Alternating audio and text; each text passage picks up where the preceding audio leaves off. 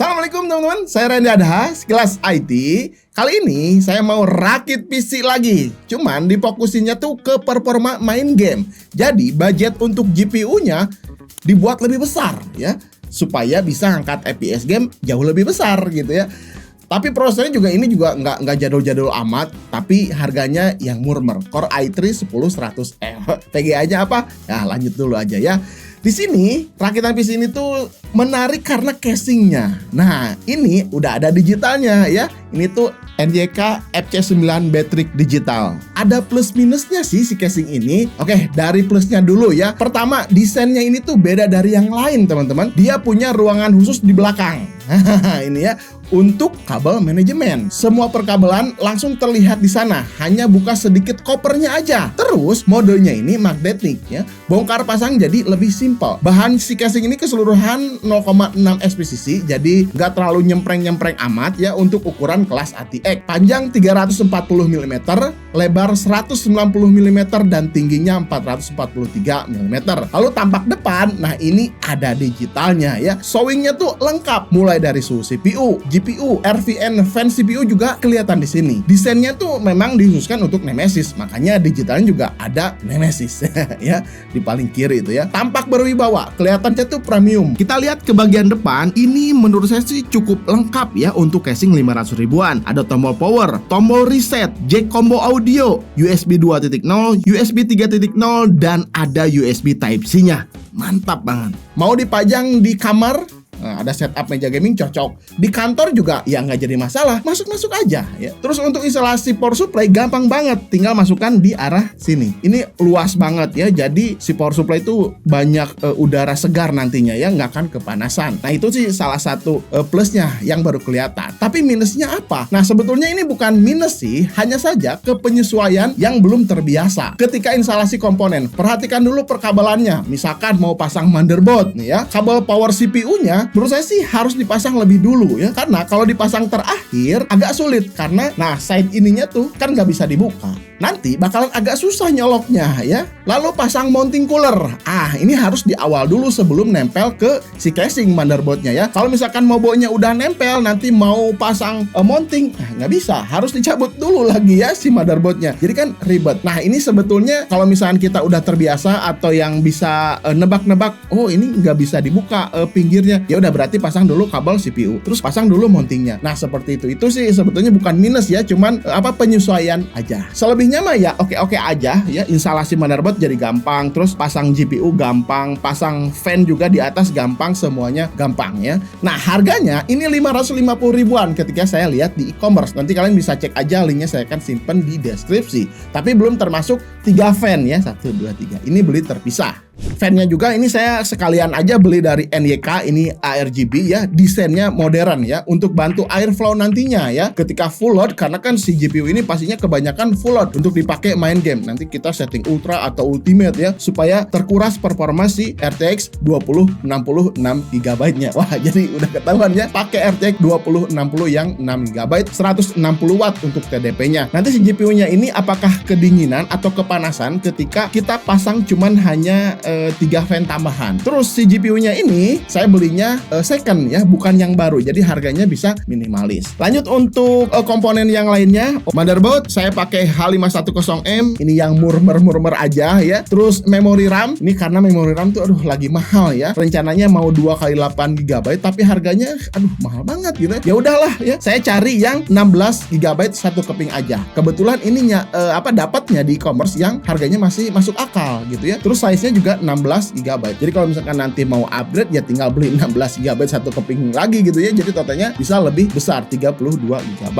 Terus untuk NVMe saya pakaikan SX 6000 Pro 256GB. Ininya Gen 3 ya, masih support di motherboardnya supaya lebih kencang. Terus power supply ya seperti biasa, saya pakai Pylon yang 550 watt bronze ya. Udah yang pasti-pasti aja lah ya, soalnya saya sering pakai power supply ini ya, aman-aman aja. Oke, terus oh iya, coolernya ini dari NYK juga juga ini NYK Nemesis Odysseus F12 digital. Biar serasi aja, di depannya ada digitalnya, terus di samping juga ada digitalnya. Kalian kalau misalkan mau instalasi si digitalnya biar muncul, ada softwarenya terpisah. Nanti kalian bisa download di link web si NYK Nemesisnya. Harganya masih masuk akal, 319 ribuan ya. Biar nanti si Core i3 10100F-nya kedinginan, karena kan nanti prosesor itu bakalan sering full load ya untuk ngimbangi si RTX 2060-nya. Makanya pakai cooler ini biar tetap adem. Oke, untuk total rakitan PC-nya nanti saya akan simpen di sini. Nah, campur ya baru sama second. Sebelum masuk ke pengujian, iklan dulu sebentar. Nanti kita bakalan launching t-shirt ya. Nah, kayak gini nih. Banyak banget nanti tema-temanya atau desain-desain semuanya tuh seputar desktop. Desainnya mantep banget ya. Mungkin nanti kalau misalkan 12 keburu, kalian bisa pre-order dulu karena kita bakalan launching tuh di tanggal 20 Desember. Untuk info lebih lengkap atau cek desainnya, nanti saya akan simpen linknya di deskripsi. Oke, cukup, kita lanjut ke pengujian. Let's go.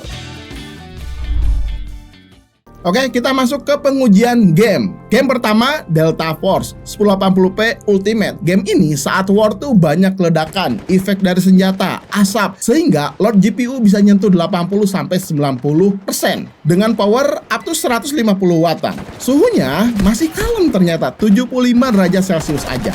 Lumayan ya, air flow casing kayaknya ngebantu nih. Untuk prosesor, loadnya berkisar di 60%-an dengan suhu 50 derajat Celcius aja. Nah, bener kan? Adem banget nih ya. Core i3 10100F masih terlihat sanggup mengimbangi RTX 2060 dengan FPS berkisar di 70-an FPS. Game kedua, God of War. Resolusi sama 1080p, presetnya high. Game ini memang berasa CPU bound ya. Apalagi cuma i3 10100F. Loadnya bisa di atas 90%-an. Tapi untungnya suhu masih adem di 53 derajat Celciusan. Karena RTX 2060, jadi kita bisa aktifkan DLSS, sehingga beban GPU bisa lebih ringan. Loadnya di 60%-an aja, dengan FPS kalian bisa lihat di sana sekitar 70-an FPS. Aman banget nih ya. Game ketiga, Dirt 5. Resolusi sama ya, 1080p, presetnya ultra high. Di game ini, RTX 2060 udah full load, 90% lebih ya. GPU powernya udah maksimum nyentuh 160 watt.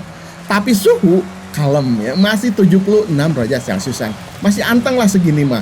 Tergantung gamenya lah ya. Kalau misalkan kayak gini kan nggak kerasa bottleneck ya. Soalnya usage prosesor Core i3 10100F-nya masih di angka 30-40%-an aja. Terus di akhir benchmark dapat average 56,9 FPS. Lanjut game keempat. Nah, ini CPU loadnya tuh kerasa banget. Marvel Rifle ya, 1080p, presetnya high. Usage prosesor sering 100%. Makanya kadang ada drop FPS ke 20-an. Ya, gitulah ya. Tapi kalau untuk RTX 2060-nya mah ya masih santuy-santuy aja ya, 40-50%-an untuk loadnya. Dan powernya juga nggak tinggi-tinggi amat, masih di 100 wattan. Karena ya mungkin tertahan sama si prosesor tadi ya. Lanjut game kelima, Cyberpunk 2077. Resolusi 1080p, presetnya high, DLSS-nya ultra performance, RTX 2060 dan i3 10100F kayaknya berjalan loadnya tuh hampir sama ya, antara 70-80%-an. Suhu GPU adem 70 derajat Celcius, begitu juga suhu CPU 50 derajat Celcius aja. Tapi ya gimana, FPS-nya cuma 35-an aja. Game ini ya game berat ya. Untungnya masih bisa aktifkan DLSS, jadi kebantu render GPU lebih ringan. Hingga di akhir dapat average ketika pengujian benchmark 37 FPS-an. Ya lumayan lah ya. Terus terakhir bonus benchmark sintetis aja, Fire Strike di sini ya mendapatkan skor 15.799 poin. Skor yang cukup untuk ngejar game-game terbaru di tahun ini. Oke teman-teman, gimana setelah tadi melihat ya pengujian dari rakitan PC yang di samping saya ini? Ada beberapa kesimpulan yang saya dapat dari PC ini. Yang pertama, dari desain casing. Ini cukup berani. NYK Nemesis walaupun harganya 550 ribuan, tapi dia cukup berani menampilkan desain yang berbeda. Nah, samping kanannya kan nggak bisa dibuka. Terus memunculkan ruang kabel manajemen supaya perkabelan semuanya ngumpul di sana. Semua fan, ya semua kabel fan, RGB, semuanya bisa simple di sana. Apalagi penutupnya itu magnetik. Mantap. Terus untuk airflow, kalian bisa lihat tadi ya pengujian beberapa game suhu GPU, walaupun ini GPU second ya 160 watt, tapi suhunya tuh di 74-75 derajat. Nah, itu menandakan berarti casing ini tuh punya cukup airflow yang baik ya. Walaupun cuman ada 3 fan aja, ya cukup ya. Apalagi di depan ini nggak ada fan sama sekali. Kalau misalnya kita bisa pasang fan di depan, kayaknya ini airflow jauh lebih bagus. Nah, kalau performa, Bang, kenapa itu i3 Gen 10 GPU-nya RTX 2060? Kan memang sengaja di sini saya khususkan untuk main game supaya meningkatkan FPS jauh lebih tinggi. Nah, terbukti tadi kan main game-game berat juga FPS-nya masih tetap kencang. RTX 2060 6GB second ya, harganya 2,4 jutaan, tapi bisa tetap berjalan imbang dengan Core i3 Gen 10-nya gitu ya. Jadi memang dikhususkan untuk main game. Ya udah, jadi saya carinya GPU yang budgetnya lebih tinggi ya, RTX 2060. Oke, gitu aja teman-teman. Mudah-mudahan video ini bisa bermanfaat untuk kalian. Saya Randy Adhas, Kelas IT. Jangan lupa nanti cek link di deskripsi. Nah, ada t-shirt ya SIT Project. Nanti akan launching. Kalian bisa pre-order 12/12 atau bisa dapatkan langsung di tanggal 20 Desember 2025. Sampai ketemu di video berikutnya. Saya Randy Adhas, Kelas IT. Assalamualaikum warahmatullahi wabarakatuh. Salam teknologi.